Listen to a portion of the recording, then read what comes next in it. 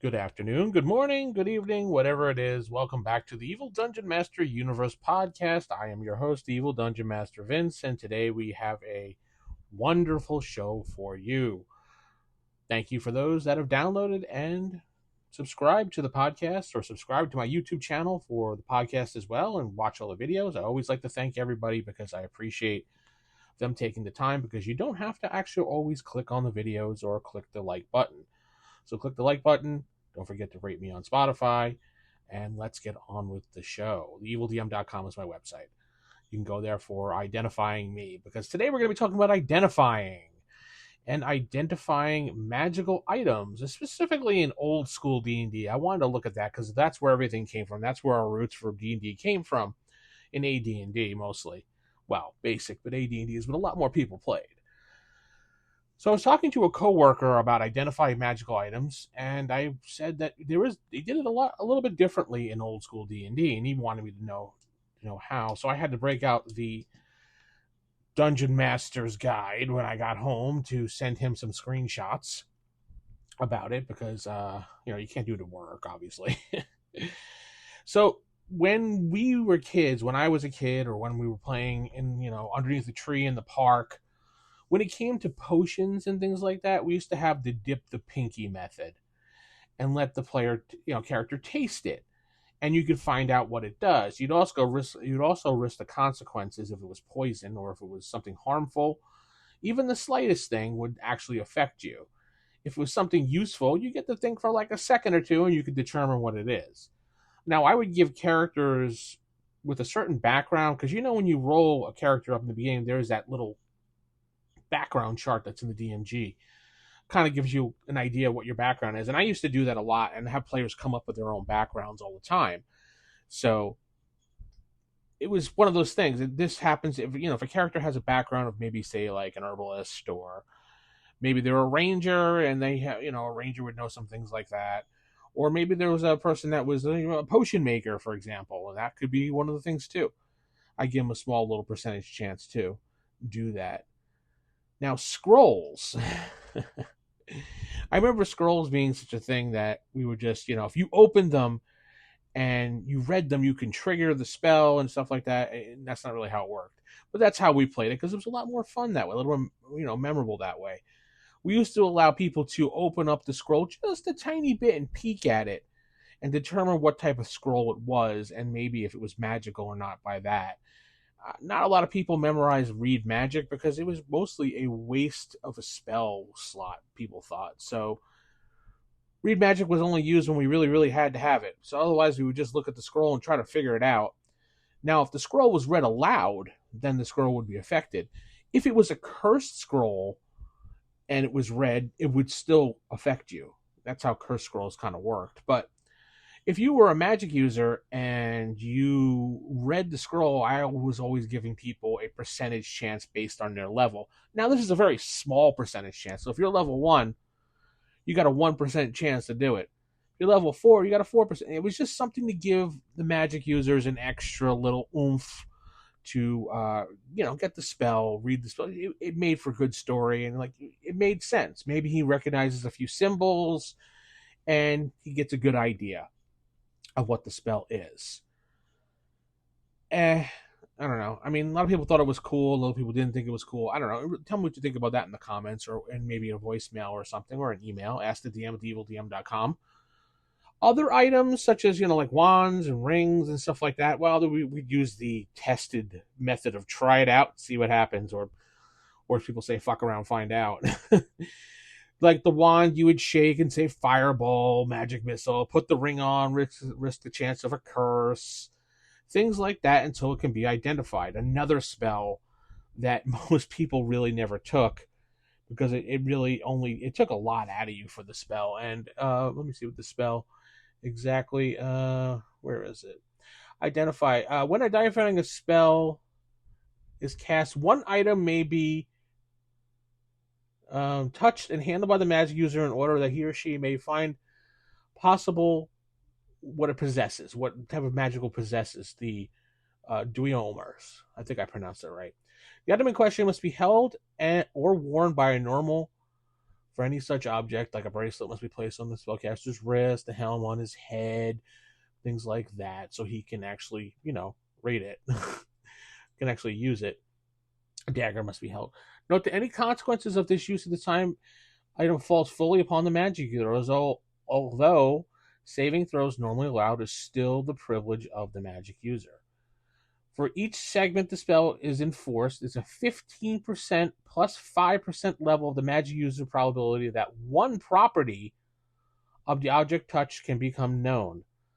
Possibly that item has no properties and is merely a ruse, fake something or other.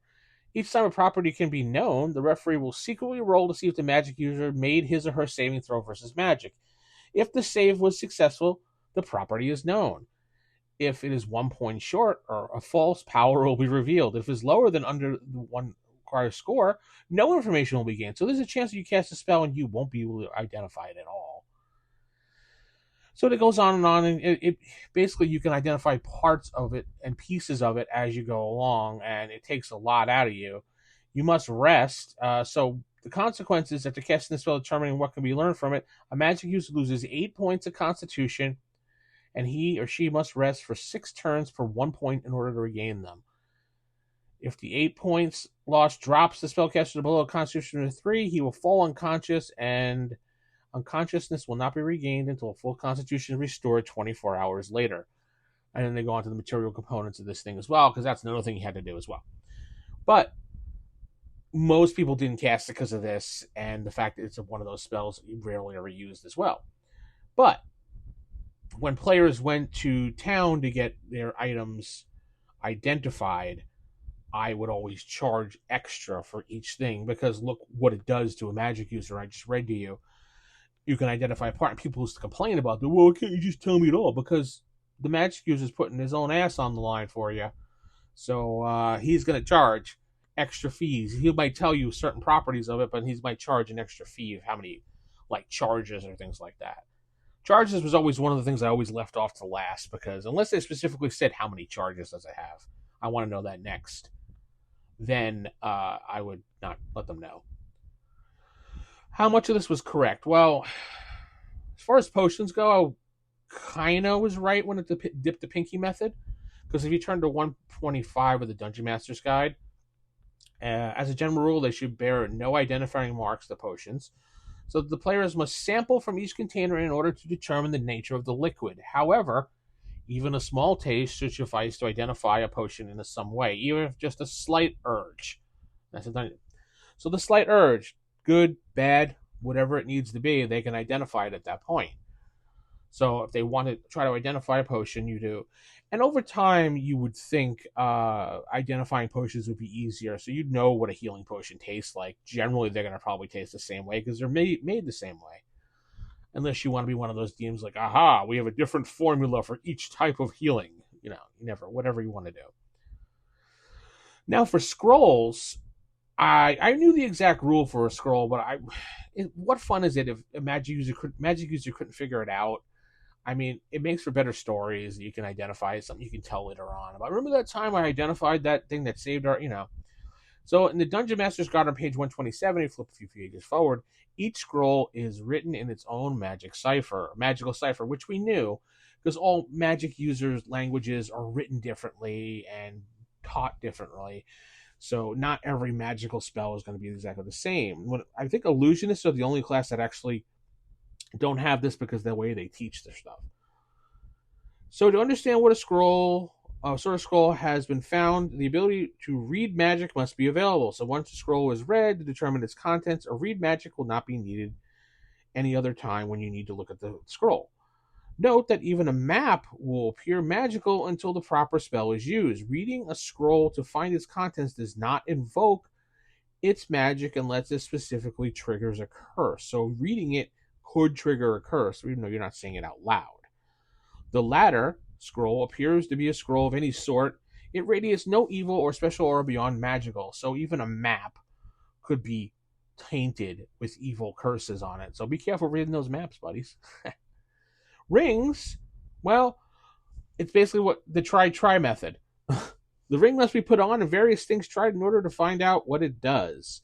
This requires patience on your part, but the game demands it. Dungeon Master's Guide, page 129. You can remember the times of, just putting the ring on. Well, am I invisible, guys? Can I jump really high? Can I fly? Let me wish for something. I wish for a bucket of gold, see if I can get it. Let me try to command your pet dog to see if it's an animal controller or something like that. It's silly, but that's how it worked unless you went and did identify. Rods, well, I mean, it's the same type of method, just kind of figure it out, but kind of sucks that, you use it and figure it out, and that was the last charge on it, right? Miscellaneous magical items, like the other things I didn't mention. And this is interesting that I never really remembered this in the guide on page 136. Use care in revealing information regarding any item found by the players. Describe an item in the most general of terms, viz., wood, metal, cloth, leather. Allow players to question and simulate visual and tactile examinations of the item. A cloak appears as a cloth object. Only examination will reveal its form and probable nature. Likewise, do not simply blurt out the properties of an item and powers of an item. It must be held or worn or whatever, and experimented, and experiences are the best determiners of magical qualities if some other means is not available, like a bard, a sage, commune spell. Page 136. So pretty much it's the use and try method. Try. You're not even supposed to say it's a cloak. You're supposed to just say it's something like, a cloth object, and or that's it's something that you could put on. It's be very general. They don't want you to say what it is exactly, so players get an idea of what it is. Now, bard instruments are easily identifiable because each and every instrument looks exactly alike due to the powerful deomers I think that's pronounced, placed upon them. Well, that really makes it easy enough to identify things. So those are pretty much easy to do. And that's how we handle it, and that's how it is done in the book for most items and things like that. So why don't you tell me what you do in the comments, how you handle it? I'd like to hear how other people have done it in the past. It's always interesting to hear other DMs' opinions and things like that. You can always send it in to ask the DM at theevildm.com. Go to my website, theevildm.com, and you can leave a voicemail by clicking on the box that says leave a voicemail, and that'll get to me. Or you can go to Spotify and just click the button for leave a voicemail by going to theevildm.com/podcast, and it'll bring you right to my Spotify page now. And you can just click leave a voicemail, and you don't actually have to be logged in for it. All you have to do is just click the button. With that said, I'm going to head out. Keep it original, keep it old school. Good night, and God bless everybody.